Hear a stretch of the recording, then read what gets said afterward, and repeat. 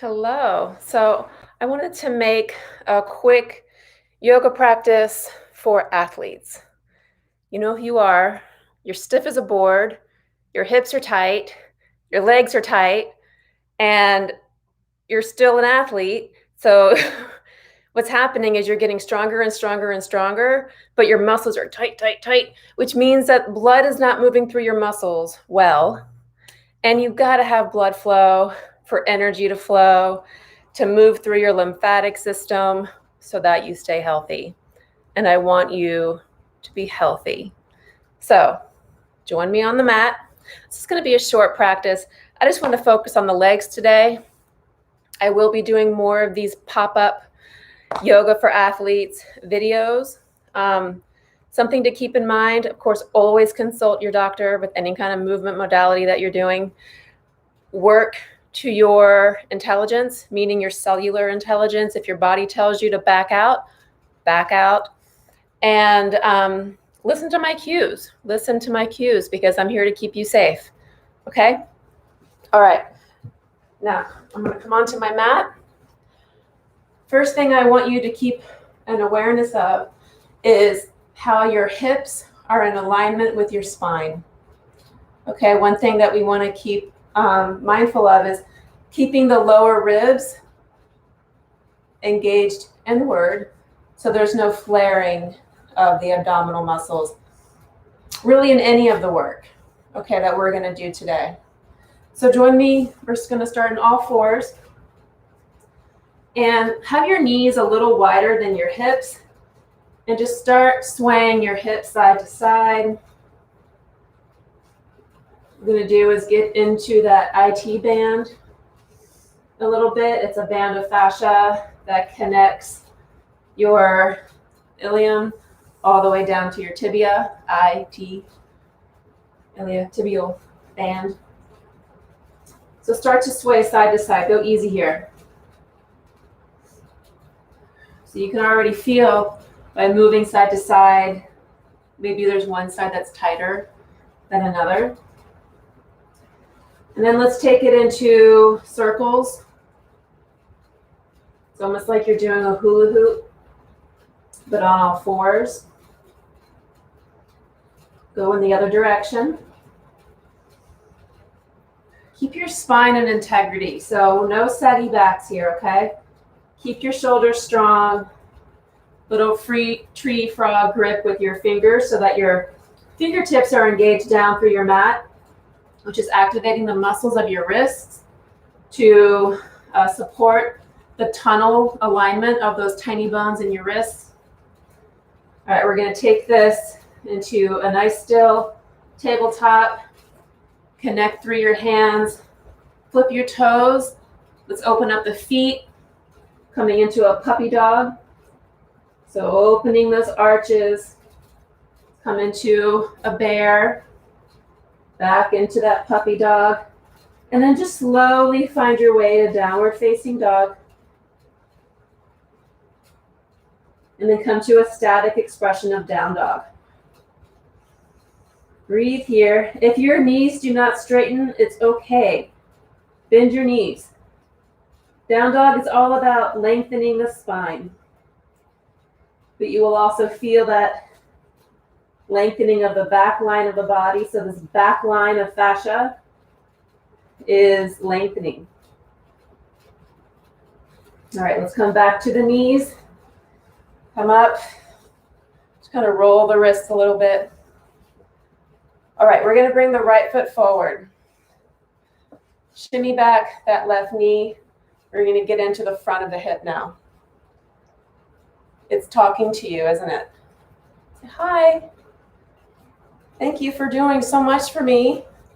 But now I'm going to give something to you. So let's open the hip. Keep your hands on the right leg. Keep that breastbone lifted. Keep your shoulders resting down. Give space to your neck and your ears. And just breathe. Now we want to have a good breath here. What we're opening is the psoas muscle. It's actually like interconnected into your breathing diaphragm. So when you breathe and that diaphragm moves down, it's just helping move energy down that psoas. All right, so keep that with me. Okay, we're gonna take it back. If you can't touch the floor with your fingertips, then just, how about we place the hands on the hips, okay? Getting a little bit of a hamstring, calf stretch here. Maybe point the toes and back up, getting into the ankles a little bit.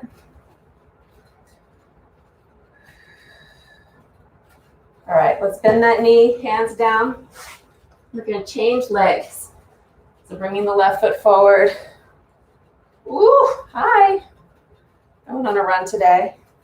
So my psoas is like, hello. And I say, hi. Thanks for letting me get 3 miles in. So find that lift through the low belly. Keep that breastbone lifted, open, but the lower ribs are still engaged in. I'm not thinking of a back bend here. Find that breath.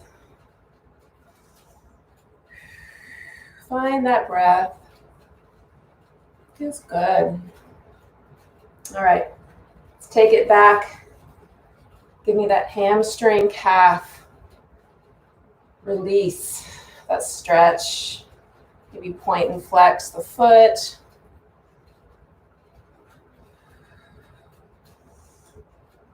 All right, we're gonna do this again, but add on to it. So coming back into all fours. Let's go ahead and find a down dog or a puppy dog if that's where you are. Even if you're in puppy dog, we're gonna bring the right leg up. And I want you to push, like you're pushing something away with your right foot. Get strong here for a moment. Keep your hips level to your mat so they're not opening out to the long side of your mat. And then let's bring that foot down. Bring that left knee down and bring the right foot forward again. We're back in that low lunge. But now we're going to add a side bend. So we're still opening that left psoas. So give me a little side bend to your right. Keeping those ribs in, getting into the whole length of that left psoas muscle. Whew, it feels so good. Open those ribs. Open your ribs so you can breathe. Open your oblique muscles. Good. Bring it back. Give me that hamstring stretch now.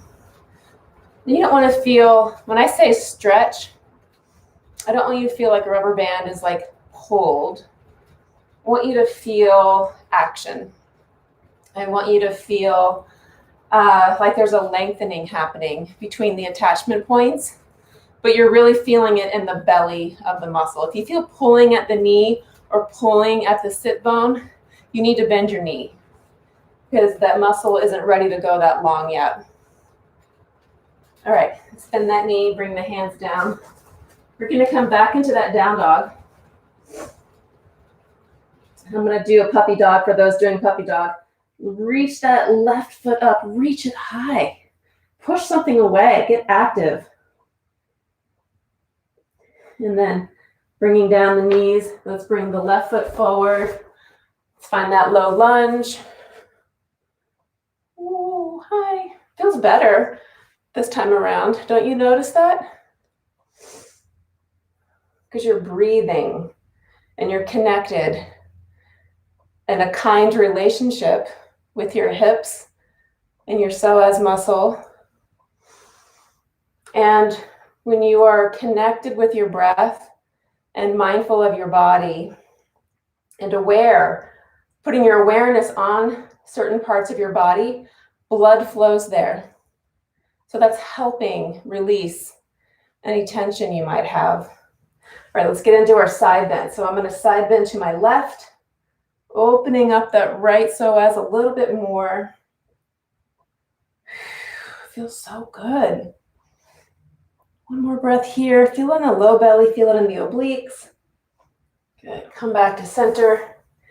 Hands down on the mat or on the hips. Give me that hamstring release. Good. Let's put our knee back. Can we come into a kneeling position? We're going to place the hands on the very top of the pelvis. The top of the pelvis is actually like way up here. Okay, so put your hands there. Roll those shoulders back and give me a little camel pose. We're just going to keep it here. We don't have to go deep. This is a back bend. I want you to open that front line of your core, the TA muscle, rectus abdominis. So that tends to get very tight. Maybe you're doing a lot of crunches and whatnot, so you got to open all that back up. All right, now let's gently come back to neutral spine, putting your knees wide, and just find an easy child's pose. But I want you to be active here, so push through the mat, rounding the back a little bit. So you're always active. There's no passive, saggy spine here. Good. And then walk the hands toward you to come up. And then lastly, let's just sit in a Baddha Konasana. So that's, you can see my feet here. Feet together, knees wide. Act like you're squeezing an orange or a lime between your calf and your thigh, so your knees are active. That's pushing blood through your knees. Sit up tall. Now this is a good pose to do with as a restorative pose. If you have pillows that you can kind of prop up under your bent legs and just kind of rest. What this does is it releases the pelvic floor, which also gets very tight from that rhythmic, tense breath. You have to open the pelvic floor. It's an important part of the core.